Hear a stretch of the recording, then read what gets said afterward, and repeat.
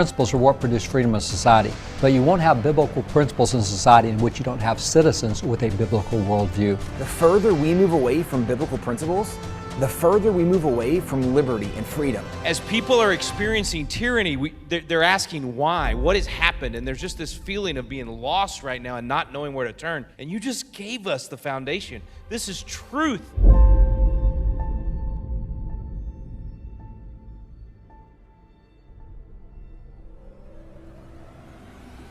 Biblical citizenship. That's a phrase that brings two reactions. On the one hand are those that say, of course, naturally, that's what we're supposed to do as Christians. But there's also a side that's been out there for decades and even centuries that says, you know, Christians should not get involved in government, shouldn't get involved in those kind of affairs, should be only in spiritual affairs. So really, what is the right perspective, and what can we look at that will help us understand our responsibility as Christians today with civil government? Best thing to see is what's the biblical foundation for the concept. So let's go back to the very beginning. If you go back to the beginning, look at the beginning, a great place to start is the book of Genesis. Genesis is often known as the seed plot of the Bible because every single major teaching that we believe as people of faith, as Christians, goes back to the book of Genesis. So when you go back and look at the beginning of Genesis, and it does say, in the beginning, let's see how things began. You have in the beginning God, and you start with God, and we see that God made creation and He made man. Now, once He makes man, you start seeing the beginnings of government. The first form of government is self-government. We're supposed to govern ourselves. But we also see that in the first three chapters of Genesis, God takes man and puts him with woman, and they have children, and so you have family. This is the concept of family government. This is the first thing that we see in the Bible in the area of corporate government beyond civil government. The next thing we find is in Genesis 9, we have the beginning of civil government. This is where God steps in and says, okay, here's what you're going to do with murderers. Here's what you do with thieves. He starts laying down laws for civil government that came from God. That's in Genesis. That's the second form of government, third type of government, because self-government, family government, and civil government. The last you see is what we would call church government. This is where God gets them together and say, okay, let's have a congregation. Here's how you're going to worship me. Here's your relationships. We can call that church, but it comes after civil and it comes after family government. It's the third institution. So when you look at Genesis, you say that, yeah, God is into civil government. He actually gave us civil government before He gave us church government. So there is a biblical foundation for saying that God's people should be involved in that. Now, when you look at it, what you have is these three separate forms of government, types of government, and they all are very separate and very distinct. There's areas that only they are to do. For example, if you look at the area of family, we're told in Ephesians 5 and 6 that it is the family who is to raise up children. It's not the government's responsibility to raise children. It's not the church's responsibility to raise children. They can help cooperate and support, but God says, parents, it's your responsibility to raise your kids. So that's something that's given only to that area. He did not give that responsibility to the other two areas. In the same way with civil government, we see that God gives them the sword of civil justice. They're to punish the wicked doers and to reward the righteous, but only government gets that sword. Now there's swords of self-defense, and we can have self-defense in family or church or whatever, but when the church picks up the sword of civil government and starts punishing wrongdoers, that's where you get into the atrocities we see back in the Middle Ages with the Inquisition and the Crusades, etc. So the sword of civil government is given only to civil government. That's all it belongs to. He doesn't give it to anybody else. Same way with the church. We're told in Ephesians 4, the church is to raise up saints and train them for work of ministry. It's not parents who are supposed to train the saints for work of ministry. It's not the government who trains saints for the work of ministry. That's something that goes strictly to that area. So when you look at the Bible, you have these three institutions, and God says, okay, here's what you guys do, here's what you guys do, here's what you guys do. So there are distinct areas that they're supposed to do, but because man's involved in it, you can't have them completely isolated, completely separated. If I'm involved in civil government, I'm going to be involved in my family, I'm going to be involved in my church. You really can't isolate them all and say, wait a minute, I've got to put on a different hat and move over here.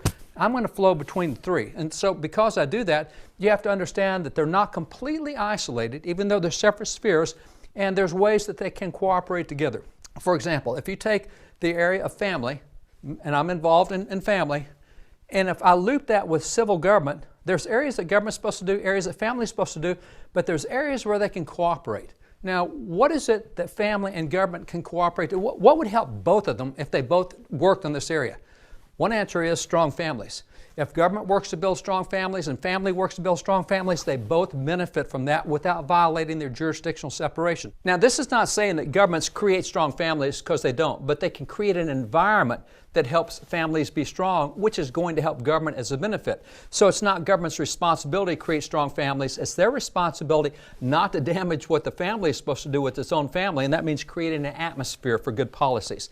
If you look at the area of family and church, what benefits both of them? Well, quite frankly, having strong Christians benefits both.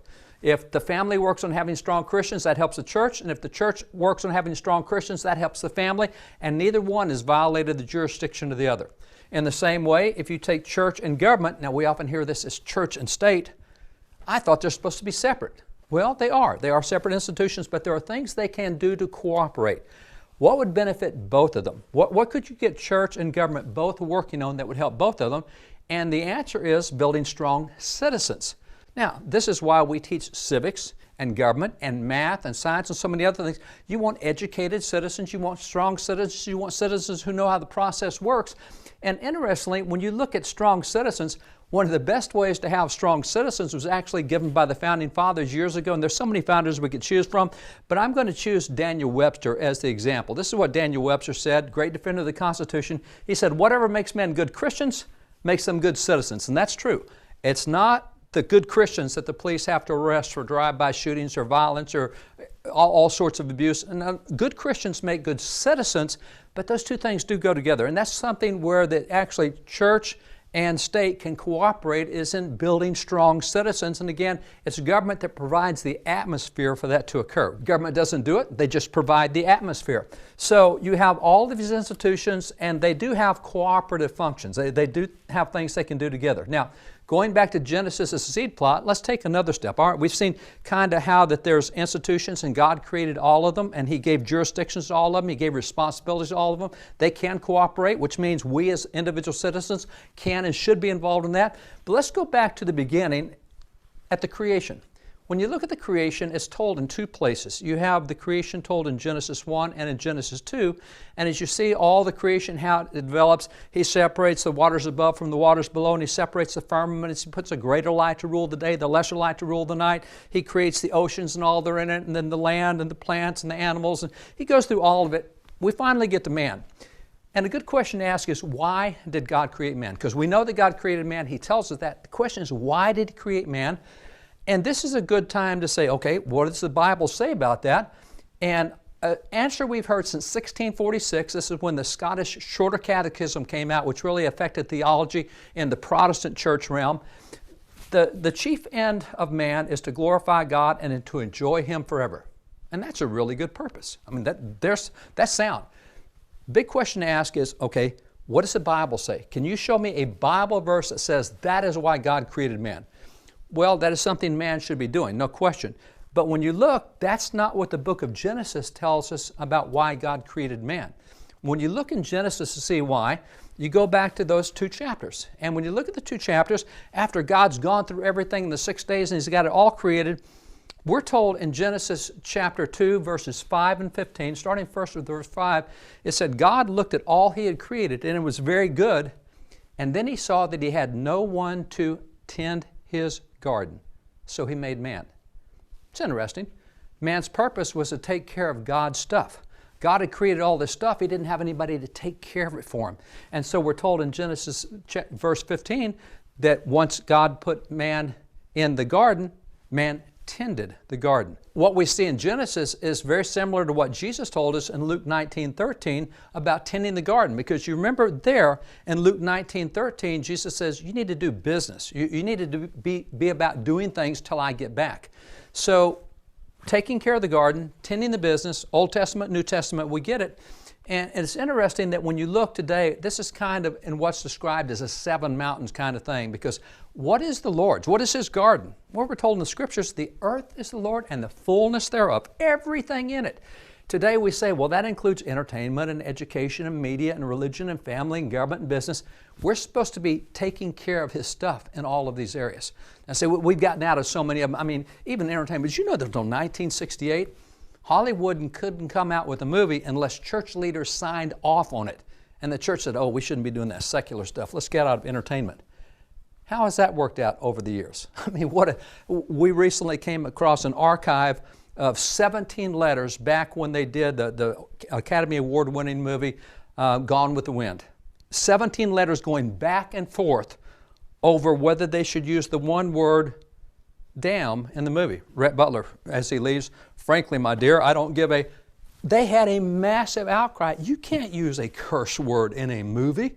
Oh my goodness, look how far we've come. But see, we used to be involved in all these, education, all of these areas, and so we've gotten out of them. And how's that working out for us? We've gotten out of government. That's one of the parts of His garden we're supposed to be taking care of. So there is a biblical mandate, a biblical responsibility to do this. So civil government is one of those areas we're to operate in, and one of the easiest ways to do that is at least by voting.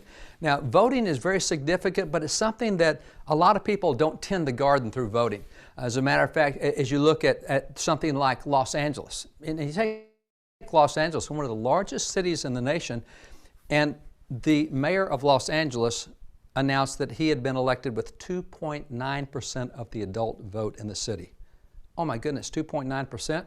There's a lot more people that could have taken care of the garden of Los Angeles, and you consider the policies they have and so much that's out there. Even in Texas, the city of Houston, the mayor of Houston is... The population of Houston is such that if you're the mayor of Houston, there are 26 states, individual states in the United States, who have less population than the population of Houston. So being the mayor of Houston is like being a governor in 26 states, and the mayor of Houston's elected with 6% of adults voting. So one of the easy things we can do to tend the garden in the area of government is to be involved in elections. And that's local elections and county elections and state elections and federal elections. But there's more to it than that. There's more that we can learn about the process, and there's more that we can do in the process. And this is where a knowledge of constitutional process is important, a knowledge of American history is important. The more educated and informed you are, the more effective you are, and the more you can make a difference in the system. So let's go to the American founding. When you look at the American founding, and you look at what these guys did in creating their Constitution, and by the way, there's 5,600 years of recorded human history. And when you look at that, a question to ask is, okay, they created a government, but what's the average length of a constitution in the history of the world? And history tells us 17 years.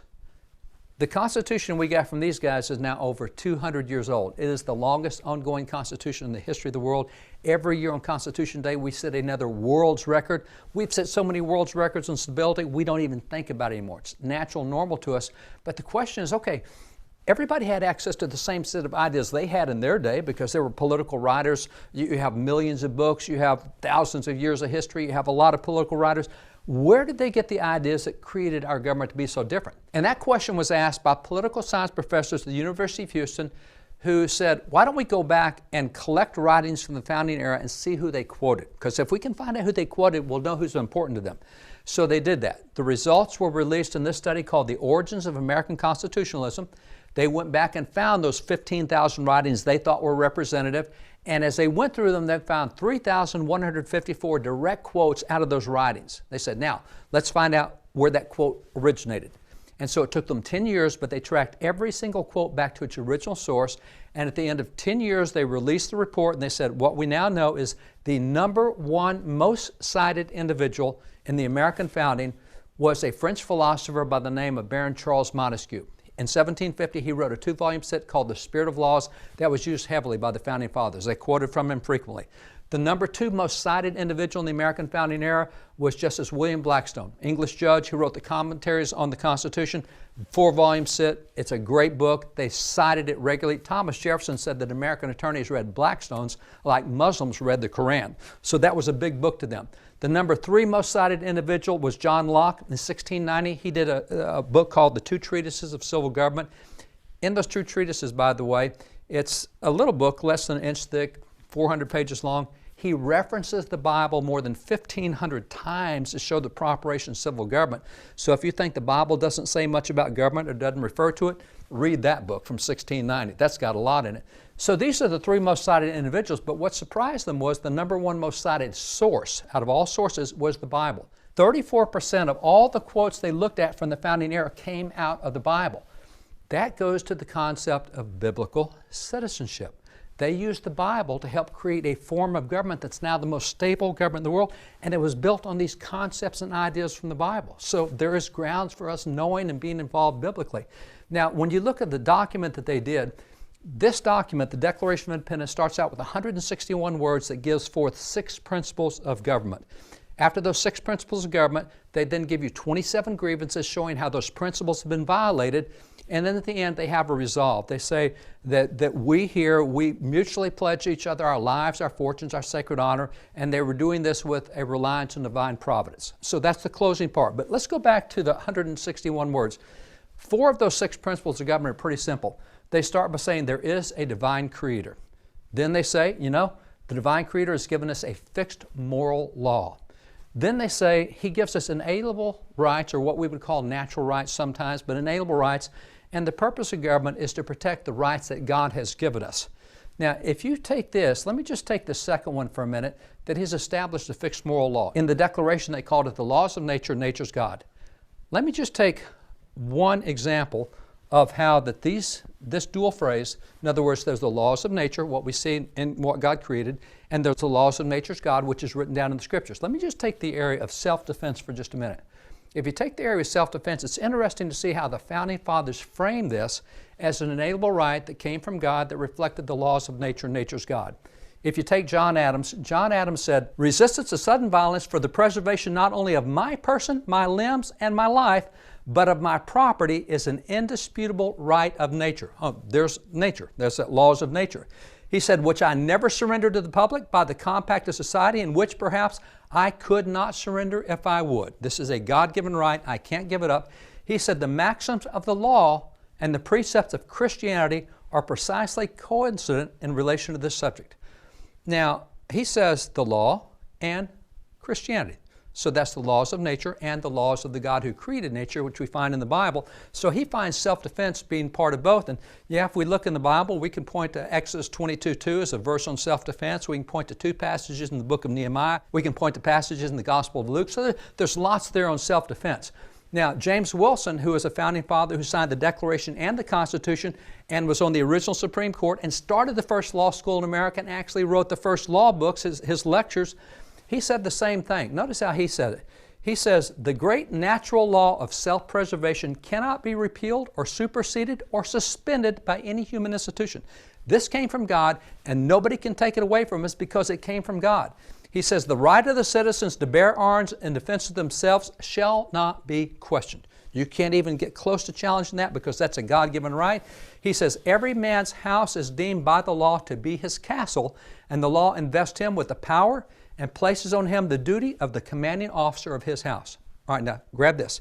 He said, your house is your castle, and if it's your castle, you're the commanding officer of your house. You have a duty to defend your castle, and that's why he said, every man's house is his castle, and if anyone be robbed in it, it shall be esteemed his own default and negligence. In other words, my house is my castle. If I get robbed in my castle, it's not the police's fault for not being there.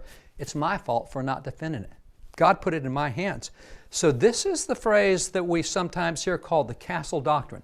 I have no duty to retreat in my home. That's a God-given right, comes out of the Scriptures, comes out of the law of nature. You find it in nature. If you attack the home of any creature in nature, they're going to defend that home. They're going to defend their young and their property and their life. That's the law of nature, and it's the law of nature's God. But the Castle Doctrine we hear associated with this, we need to go back and understand where that Castle Doctrine came from. It is a biblical concept, but it's not limited just to the Second Amendment. I want to take you back to a guy named James Otis. James Otis was a founding father to the Founding Fathers. A number of the big name Founding Fathers, John Adams and Sam Adams and John Hancock, they were mentored by this man right here. He was a great attorney. He was in the years leading up to the American Revolution. And one of the most notable things he did was an argument in front of the British courts in 1761 here in America. 1761 here in America, it dealt with what were called writs of assistance. Now, we don't really know what that is today because we don't study it much. This is super, super important because a writ of assistance was very much like a search warrant, except it was blank. There was nothing filled in on it. So what happens is, if I'm a British official and I say, I want a writ of assistance, I'm going to your house, I walk into your house with a blank search warrant. And I start going through all the closets and cupboards, and I pull out all the drawers, and I look under all the mattresses, and I keep looking till I find something that I think is illegal. And once I find it, then I will fill out that search warrant and say, this is what I was looking for. I was looking for whatever you had over here in the third drawer down and the chest of drawers. And then I fill it out and I go give it to a judge and said, I found something illegal in his home. And the judge says, well, go arrest him. He had something illegal. That writ of assistance allowed anybody to come into your home at any point in time and look for anything that they might consider to be illegal, whether they actually knew something was there or not. So what happened was he argued against this in the courts. This is what he told the judges. He said, I will to my dying day oppose with all the powers and faculties God has given me all such instruments as slavery and villainy as the writ of assistance is. To him, there was nothing more low than those writs of assistance. So he's arguing against it to the British courts, and he's a British attorney. He said, it is the worst instrument of arbitrary power and is destructive of liberty and the fundamental principles of law. One of the most essential rights is the freedom of one's house. A man's house is his castle. These writs totally annihilate these rights. Now, notice this phrase, a man's house is his castle. This is where it gets used in American history. This is where it pops up. A lot of the other founding fathers quoted it later, but it goes back to this argument right here. A man's house is his castle. He said, it's a power that places the liberty of every man in the hands of every petty officer. In other words, any government bureaucrat can now come in and take my liberty away. My house is no longer my castle. Who may reign secure in his petty tyranny and spread terror and desolation around him. Both reason and the Constitution are against such writs. Now, I mentioned that he had a huge impact on a number of founding fathers, and one was a young John Adams who saw all the arguments that went with this, because this was British policy at the time. It was being done by the British. But John Adams heard this, a man's house is his castle. And he thought about that for the next 15 years leading up to the American Revolution. And as we got close to the Revolution, this is what John Adams recalled looking back. He said that regarding that 1761 case, he said American independence was then and there born. Where? In that courtroom when he argued that a man's house is his castle. Every man in the crowded audience went away, as I did, ready to take arms against writs of assistance. This kind of tyranny we won't tolerate. There and then was the first scene of the first act of opposition to the arbitrary claims of Great Britain. Then and there where the child independence was born. In 15 years, namely in 1776, he grew up to manhood and declared himself free. So he's saying everything we did in American independence movement goes back to the writs of assistance in 1761, which was based on the doctrine that every man's home is his castle. Now, let's take that concept for a bit, that a man's home is his castle. And it's interesting that when you look at several amendments in the Constitution, remember, amendments in the Constitution are given to protect God-given rights. This is the Constitution saying, government, you can't touch these rights. They come from God to us. And so when you look at the Second Amendment, we talked about that. That's the Castle Doctrine. You have the right to defend your home and your property. You have your right to defend life. We don't have to back away from that. That's a God-given right that God gives us in the laws of nature, and nature's God. So that's a man's house is a castle. But let's go to the Third Amendment for a minute, because the Third Amendment seems a little unusual. It deals with the quartering of British troops in private homes. When the British were over here, we'd never needed the British military before. We did all of our own fighting. And suddenly we find ourselves in the American Revolution with 25,000 soldiers at a time coming to America. They don't have a place to stay because there's not British forts here. So they start putting British soldiers in the homes of private citizens. And they say, ma'am, we're here in Boston. You take 4 of these soldiers. Mister, you take these 8. Ma'am, you take these 7. And suddenly we're quartering troops in our homes. Now, this is a real problem from the standpoint of man's home as his castle, which is why we have the Third Amendment of the Constitution that says you can't quarter military troops in private homes. But it's not just military troops. Remember the concept that's underlying all this. What's underlying this is a man's home is his castle. We don't let government come into our castle and start doing what they want. And that doesn't matter whether it's with defense or with our own property, stepping into our homes, making it like the government's home. You'll find it in the Bible, in Deuteronomy 24, there is this passage, very interesting. This goes back to the Castle Doctrine. It says, when you make a loan of any kind to your neighbor, so I'm making a loan to my neighbor, I'm going to get collateral from him, do not go into that man's house to get what was offered to you as a pledge. In other words, don't go collecting the collateral by going into his house. Stay outside his house and let the neighbor to whom you are making the loan bring the pledge out to you. I don't even get to go into my neighbor's house to pick up collateral that he's putting down on a loan. I stay outside his house and he brings it to me. Why is that? Because a man's house is his castle. This is a biblical teaching. That's why over the castle, The parents are in charge of the children, not the government's in charge of children. The parents are, because it's our castle. So this is part of the Third Amendment. Even if you look at the Fourth Amendment is very interesting. Fourth Amendment says the right of the people to be secure in their persons, houses, papers, and effects against unreasonable searches and seizures shall not be violated, and no warrant shall issue but upon probable cause, supported by oath or affirmation, and particularly describing the place to be searched and the persons or things to be seized.